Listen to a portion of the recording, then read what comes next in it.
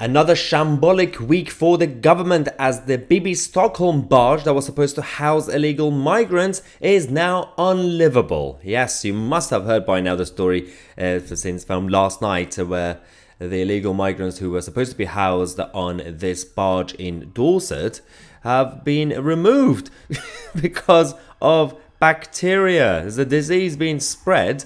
And the corporate media already reported on most of the stories around this, and the Home Office have once again been embarrassed by another failed project. But in this video, we're going to talk about the real truth behind this shambolic behavior. There's chaotic management or mismanagement of our country. Illegal migration continues to be a crisis. There's a border issue. There's, of course, also a housing problem going on across the country and a burden on public services.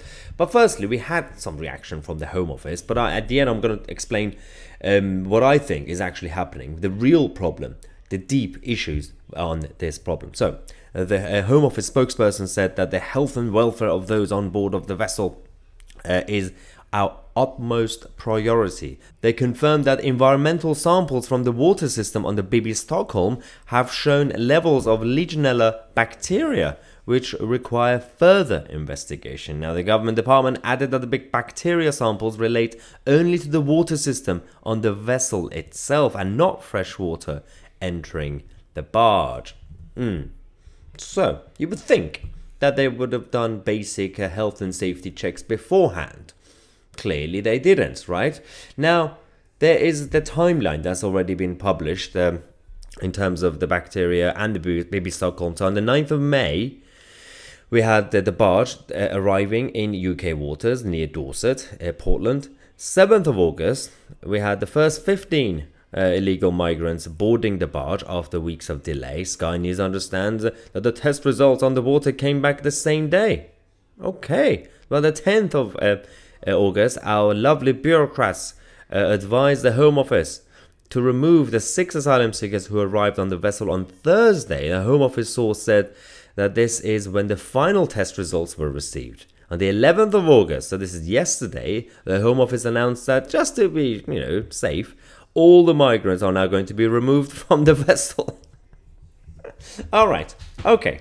So, as I said, the fundamental infrastructure, you think that should be sorted before migrants arrive. Secondly, this was never supposed to be the perfect solution. It's a short-term plaster, only housing a few hundred, couple of hundred migrants at best. That doesn't really solve the problem, considering we have 160,000 plus migrants currently waiting, and in terms of the backlog, their cases, and we got more coming in every single day.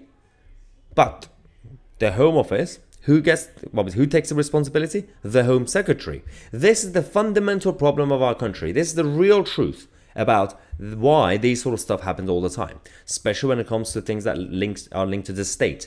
The Home Office, the NHS is another perfect example. So the system we have is we elect members of parliament. Some of them become government ministers.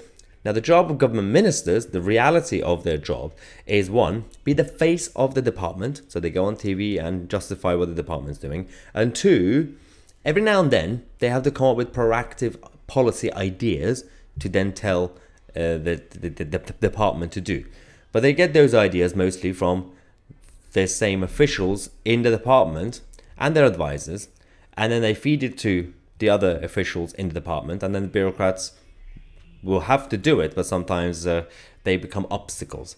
Now, most of the problems we have in this country has always been a statist country. So the state runs the country. It's not like the early days America, the land of the free. But there was always a convention between the relationship between the common people and the establishment. They basically had the handshake agreement throughout history, especially since Charles II, saying, we will be running the country, but we will stay out of your life to an extent. And if we make a mess, the state, the establishment, will correct it. We'll get rid of the bad people. We'll get the grown-ups in the room to come and fix it. Usually that was the case. But now, the issue that we have is that because of democracy and the rise of media and access to information, the government ministers take the responsibility, rightly so, but for everything.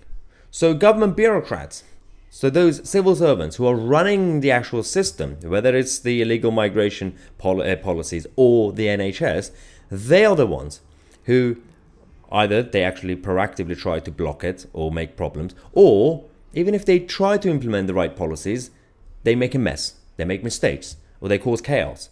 They don't get fired. Who gets fired? Oh yes, the government ministers. So it doesn't really matter. What we do is that we replace the Home Secretary with a new Home Secretary, and then at best, we replace the whole government with a new political party in government. But then the problem continues. So nothing actually changes. It doesn't really matter who the Home Secretary is. It doesn't really matter who the party in government is. Because the people who make a mess or make mistakes remain in place. This is the fundamental issue that the mainstream media are not reporting on. Because they just assumed, or they just create this scenario and the narrative that, well, this clearly failed and is solely the fault of Suella Braverman because she's the Home Secretary. Suella wouldn't know anything about what's happening, the day-to-day operations of this sort of stuff. She's supposed to be taking responsibility because she's the boss, yes. But even if you sack her, even if you replace her with a different Home Secretary, nothing is going to change because the Home Secretary is not running the operation. It's the civil servants, the faceless bureaucrats.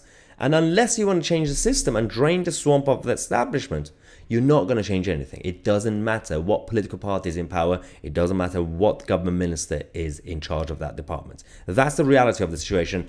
We're going to keep an eye on this story as usual. I'm Mahyar Tousi, and we are the media.